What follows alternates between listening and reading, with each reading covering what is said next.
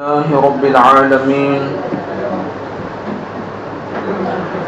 والصلاة والسلام على سيد الأنبياء والمرسلين أما بعد فأعوذ بالله من الشيطان الرجيم بسم الله الرحمن الرحيم مل کر پڑھیں الصلاة والسلام علیک یا رسول اللہ وعلى آلك وأصحابك يا حبيب الله الصلاة والسلام عليك يا نبي الله وعلى آلك وأصحابك يا نور الله. فرمان مصطفیٰ صلی اللہ علیہ وسلم تم اپنی مجلسوں کو مجھ پر درود پاک پڑھ کر آراستہ کرو کہ تمہارا مجھ پر درود پاک پڑھنا قیامت کے دن تمہارے لیے نور ہوگا. صلو علی الحبیب صلی اللہ علی محمد صلی اللہ علیہ وسلم. پیارے پیارے اسلامی بھائیوں، رمضان المبارک کی بابرکت ساعتیں جس میں ہم سانس لے رہے ہیں ان قریب ہم سے رخصت ہونے والی ہیں. رمضان کے یہ ایام بس لاشت والے چل رہے ہیں اور ہم کما حقہ رمضان کا حق بھی نہیں ادا کر پائے. جو ذوق اور شوق عبادت کا ہمیں رمضان میں ہونا چاہیے تھا، رمضان کے علاوہ بھی مسلمان کی شان تو یہ ہے کہ ہر وقت اس کو عبادت و ریاضت کا شوق ہونا چاہیے، لیکن رمضان میں بھی ہمارا وہ ذوق و شوق نہیں رہا. ہم نے غفلت میں رمضان کی گھڑیاں گزار دیں، شیطان کے بہکاوے میں ہمیشہ ہم رہے. شیطان ہمارے ساتھ کھیلتا رہا اور ہم اس کے بہکاوے میں آتے رہے. شیطان کس طریقے سے ہمیں دھوکہ دیتا ہے اس کے تعلق سے یہاں ایک روایت نقل کی جاتی ہے کہ ایک مرتبہ ایک نیک آدمی کی شیطان سے ملاقات ہوئی. وہ نیک آدمی بہت عقل مند تھا. اس نے شیطان سے کہا، اے ابلیس، یہ بتا کہ میں تیرے جیسا کیسے بن سکتا ہوں، یہ بتا میں تیرے جیسا کیسے بن سکتا ہوں. شیطان نے کہا، تیرا برا ہو، یہ کیسا سوال ہے؟ کوئی ایسا سوال کرتا ہے؟ مجھ سے کبھی کسی نے یہ بات نہیں پوچھی. سب مجھ سے بچنے کے طریقے ہی پوچھتے ہیں اور تو ہے کہ میرے جیسا بننا چاہتا ہے. نیک آدمی نے کہا، بس مجھے یہ پسند ہے تم سوال کا جواب دو. اب شیطان کے دل میں تو شاید لڈو پھوٹنے لگے ہوں گے، بڑا خوش ہوا ہوگا، چلو میرے جیسا کوئی تو ملا. شیطان نے اپنے راز سے پردہ اٹھاتے ہوئے کہا، میرے جیسا بننا بہت آسان ہے. تم میرے جیسا بننا چاہتے ہو، میرے جیسا بننا بہت آسان ہے، بس دو کام کر لو، میرے جیسے بن جاؤ گے. اس نے کہا، پہلا کام یہ کہ نمازوں میں سستی کیا کرو، اور دوسرا کام یہ ہے کہ جھوٹی ہو یا سچی زیادہ سے زیادہ قسمیں کھایا کرو. جھوٹی ہو یا سچی زیادہ سے زیادہ قسمیں کھایا کرو. اب یہ دو کام ہم اپنے معاشرے میں دیکھ لیں. نمازوں میں سستی کے معاملے حد سے بڑے ہوئے ہیں. روز مرہ کا معمول ہے. دیکھتے ہیں ہم کہ والدین اپنے بچوں کو اسکول پڑھانے کے لیے فجر کے وقت اٹھاتے ہیں. کبھی ذہن یہ بنا کہ چلو فجر کی نماز کے لیے اٹھائیں.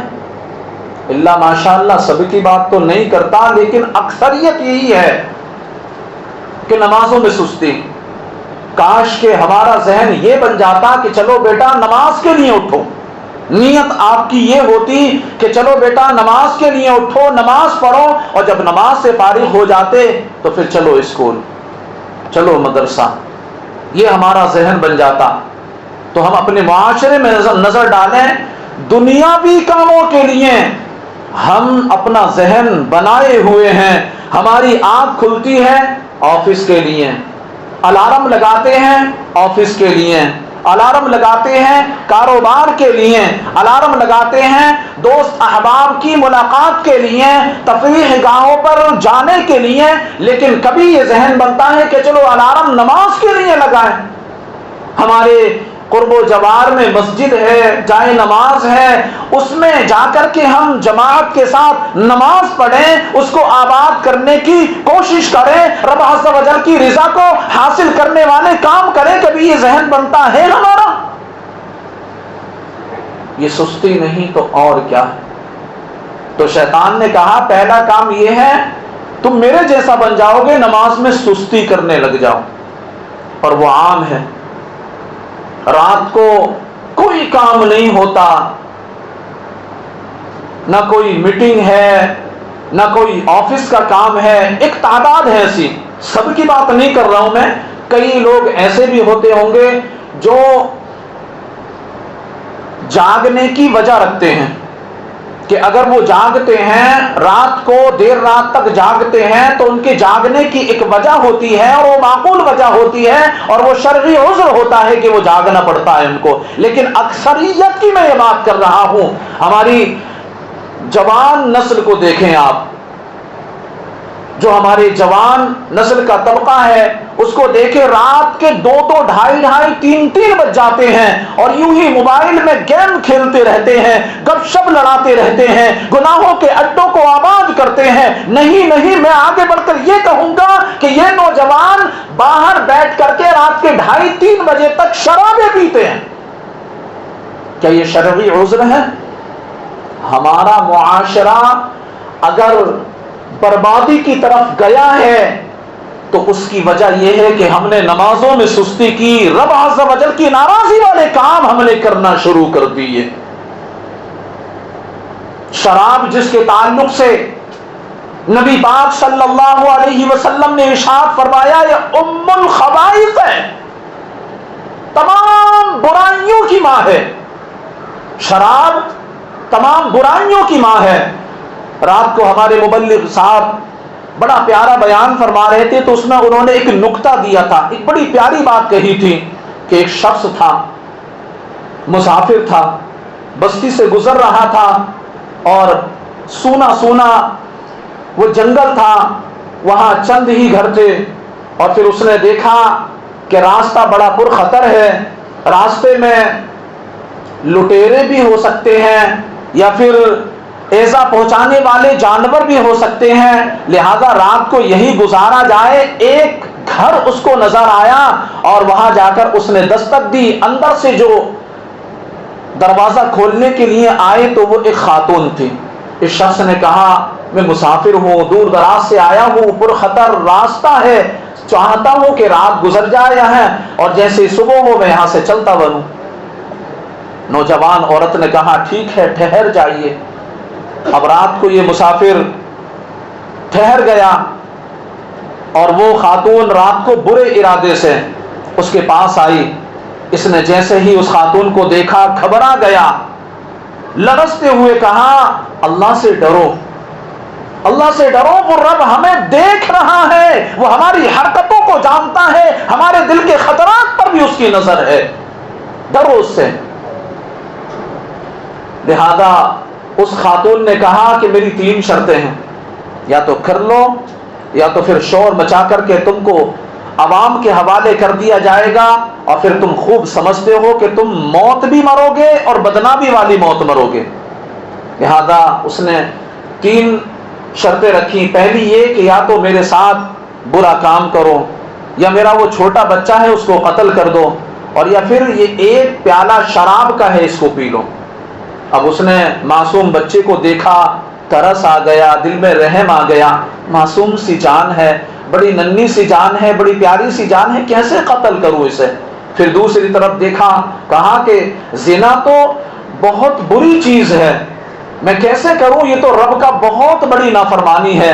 پھر تیسری جگہ اس کی نظر گئی کہ شراب ایک چھوٹا سا پیالہ ہی تو ہے، چلو پی کر کے فوراً گھر سے نکل جاؤں گا، لہذا اس نے سوچ کر کے وہ پیالہ پی لیا، اور پھر شراب کا پیالہ اس نے پیا، اور شراب تو عقل کو ضائع کر دیتی ہے، جو شراب پی لیتا ہے اس کی عقل کام کرنا چھوڑ دیتی ہے۔ اس نے جو ہی شراب پی، نشہ چڑھا، پھر اس کو تھوڑی کچھ سوجھ بوجھ تھی، وہ بچے کی طرف بڑھا، بچہ دیکھ کر ہنس رہا تھا، کہا چپ ہو جاؤ، تو بچہ ہنستے سے اس کی آواز کو سن کر کے ڈر گیا، رونے لگا۔ اس نے کہا چپ ہو جاؤ، بچہ اور زور سے رونا شروع کیا، اس نے اور زور سے کہا چپ ہو جاؤ، لیکن بچہ کہاں مانتا، اور ان کی عقل ضائع تھی۔ اب جیسے انہوں نے دیکھا کہ میرے حکم کی پابندی بچہ نہیں کرتا، گلے پہ ہاتھ رکھا اور اس کو قتل کر دیا۔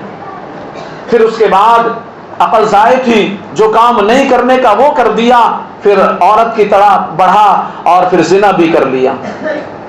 تو یوں یہ شراب اتنی تباہیاں مچاتی ہے، بربادیاں لے کر آتی ہے کہ معاشرے کو تباہ و برباد کر دیتی ہے، اور ہمارے نوجوان رات کو 2:30-3 بجے تک شرابیں پیتے ہیں۔